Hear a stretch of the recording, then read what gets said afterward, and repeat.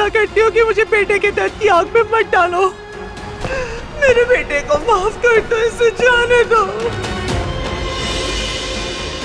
मैं यहाँ किसी की जान लेने नहीं हूं।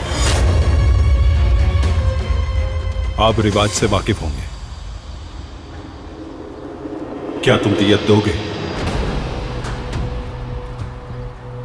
किसी की जान न जाए, इसका वाहिद जरिया यही है। बाबा, हम ऐसा नहीं करेंगे। बाबा, बेटे, कोई और रास्ता नहीं है। ये जो कह रहे हैं वो ठीक है। कोई और रास्ता नहीं बाबा। बेहतर होगा आप खुद मुझे जान से मार दें। क्या हो रहा है सईद? ये हमारी बेटी को खून की कीमत के तौर पर चाहते हैं।